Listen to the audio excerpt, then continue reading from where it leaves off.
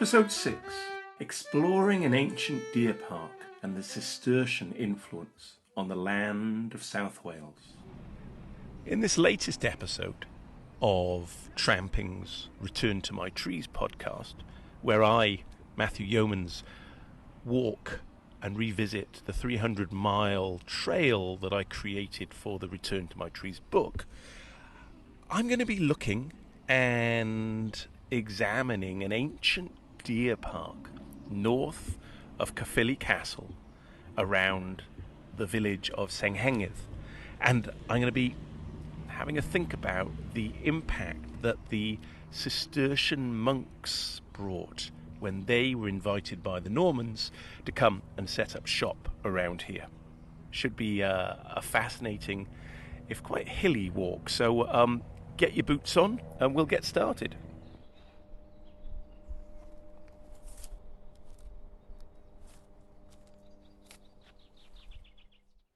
By the early 14th century, the new English rulers had firmly stamped their authority on this part of Wales. Along with the lands in the southwest and most of the eastern border with England, it became part of the Norman rule in Wales, known as the Marcher Walia. The western part of Mid Wales, along with North Wales, remained independent. This was known as Pura Walia.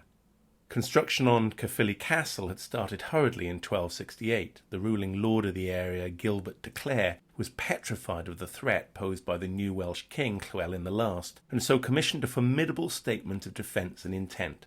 It was the biggest castle in Wales, second only to Windsor in the whole of Britain.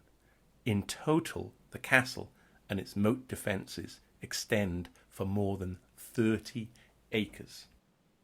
Caerphilly Castle was pretty much impenetrable and remained so for over 300 years until after the English Civil War, when the Lord Protector, Oliver Cromwell, blew up one of its 4 stone turrets with gunpowder.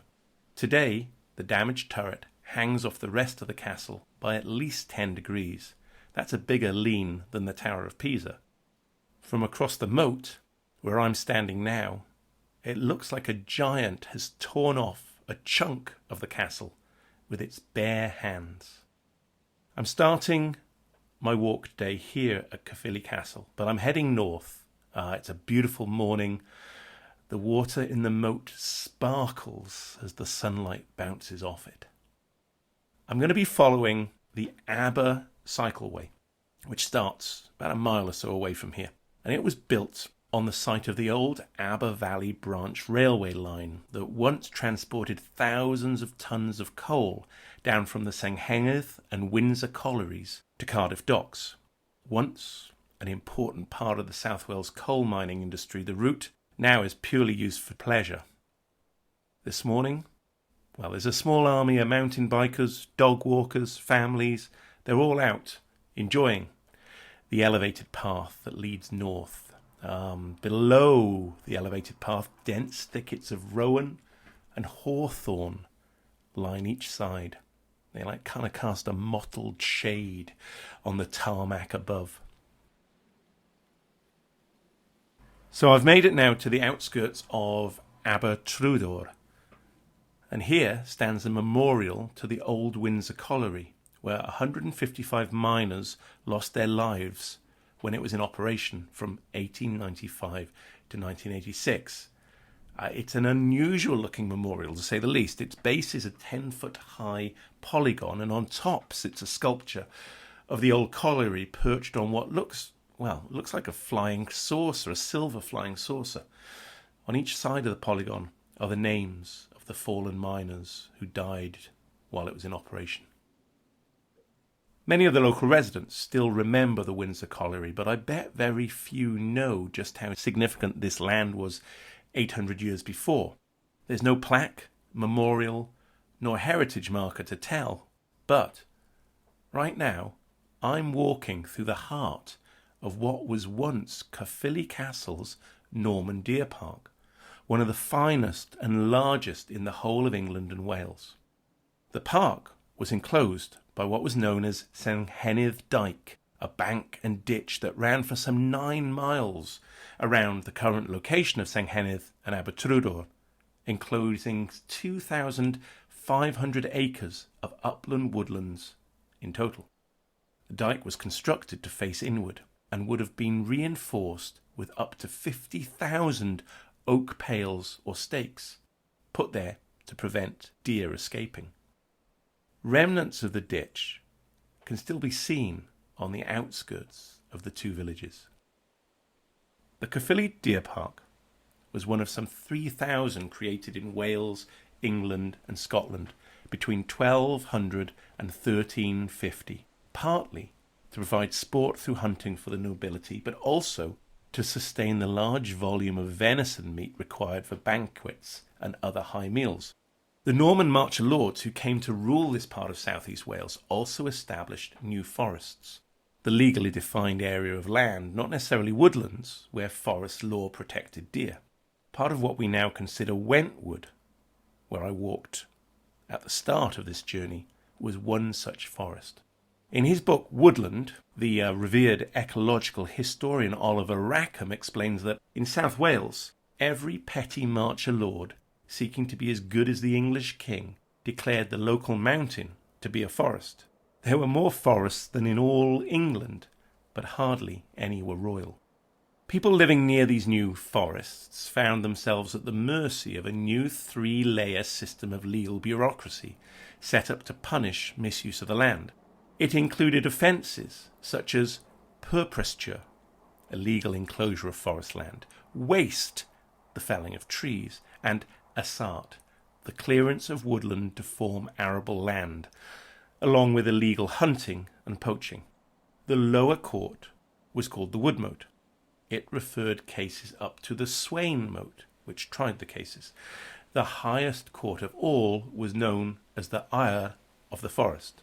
The Foresters' Court at Wentwood Forest, for example, was held twice a year in May and on Michaelmas Day, which is the 29th of September. According to some accounts, punishments under forest law ranged from fines to blinding, castration, and even death. However, the reality of how forest law was enforced suggests its draconian notoriety has been considerably inflated over the years. Rackham points out that forest law tended to issue monetary fines rather than blood-curdling punishments, and even those fines were laxly enforced. Nevertheless, the laws changed the relationship of Welsh people to the land. As Linard writes in Welsh Woods and Forest, the establishment of special forest areas was new to Wales and was resented by the people because it involved the suspension of common law within a forest and restrictions on or complete withdrawal of substantial areas of the common pasture. People dwelling in or near a forest were largely at the mercy of the forest officers, in whom were vested arbitrary powers under the forest law, and who frequently abused these powers with petty tyranny and extortion. On this warm day, standing here on the mountainside, on the outskirts of Abertrydor, there are few signs of any homage to the Norman lords that once ruled the Aber Valley. In fact, the only nod to that bygone era is a local school, Ysgol Ifor Bach, which is located near the site of one of the deer park's main hunting lodges. Now, it is named after the feisty Welsh lord who fought against the early Norman incursions into this part of Morgannwg before it was fully conquered. Ifor ap Moerig, a.k.a. Ifor Bach, was Lord of Senghengydd and brother-in-law to Lord Rhys, the powerful ruler of Deheubarth in West Wales. In 1158, he launched a daring attack on Cardiff Castle, the seat of power of the Norman lord William, Earl of Gloucester, who had laid claim to Ivor's lands. He scaled the castle walls with his bare hands, kidnapped William, his wife and daughter, and brought them back here to the woods of the Aber Valley, where he kept them hidden and held to ransom until William agreed to his demands. The village of Abertrydor seems to merge into neighbouring Llanhengydd, as many of the old coal mining towns in the valleys do. Often, the miners' houses were built just metres away from the entrance to the coal pit. As the town expanded, it would conjoin with neighbouring towns experiencing similar growth spurts. Only the sign for Senghengydd Rugby Club gives any indication that I've left one village and entered another. The Aber Valley Cycleway ends at the old railway station in Senghengydd. You know you've arrived because the name of the town is painted in multi-hued graffiti across the hoardings of the iron bridge spanning the tracks. I'm walking now through the streets of terraced houses, sardined together in rows running up the mountain. At the top of the village stands a memorial to the Senghengydd mining disaster in 1913, when an explosion ripped through the local universal colliery, killing 439 miners. It was the worst coal mining disaster in British history. During that time of tragedy, the eyes of the world were focused on Senghengydd. Today, this village at the top of the valley feels forgotten. The memorial, the only reminder of the industry that made it famous and infamous. A mile north is the perimeter of the Senghengydd Deer Park, now just an ancient earthen wall.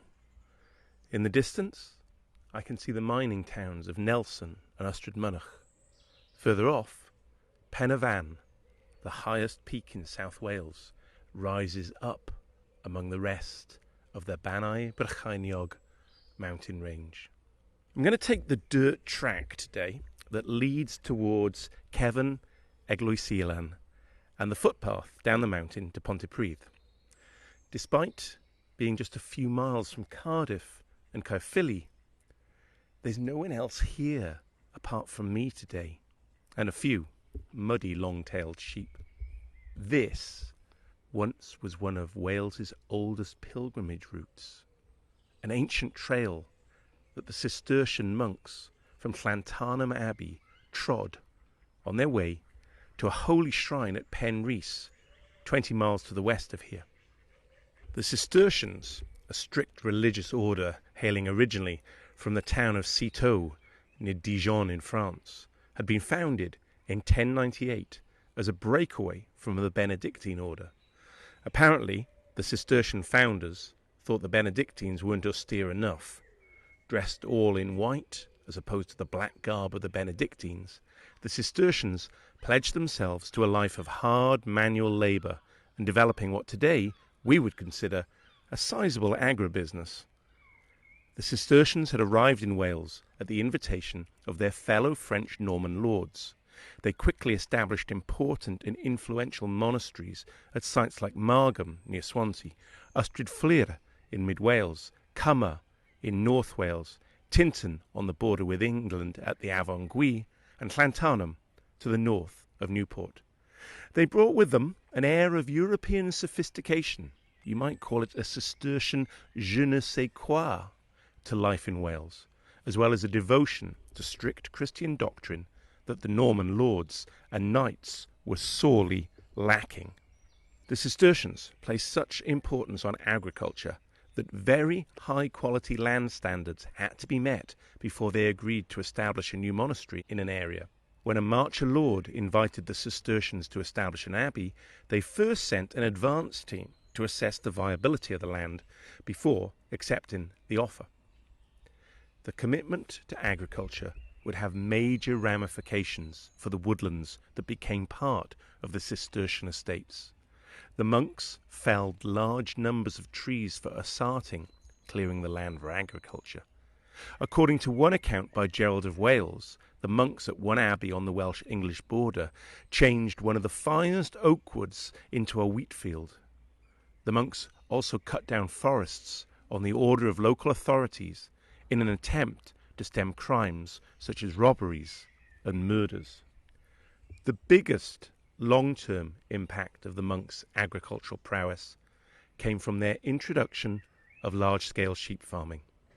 In 1291, the official Taxatio Ecclesiastica, a census of taxation on churches in England, Wales and Ireland, reported that just 6 monasteries in Wales were responsible for more than 18,000 sheep.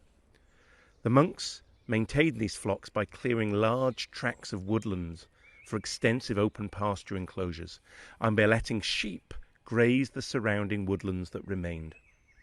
Over time, the growing sheep population of Wales started to permanently reshape the Welsh landscape.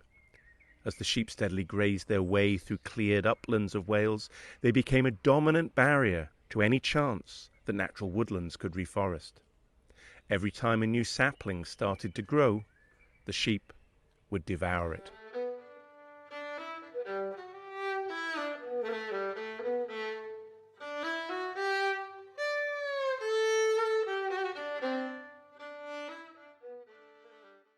You've been listening to Return to My Trees, a Tramping podcast. It was narrated by Matthew Yeomans and edited by Dullan Yeomans. The musical interludes are by the folk duo Filkin's Drift. Join us for the next episode, where we delve even deeper into the woodlands of Wales.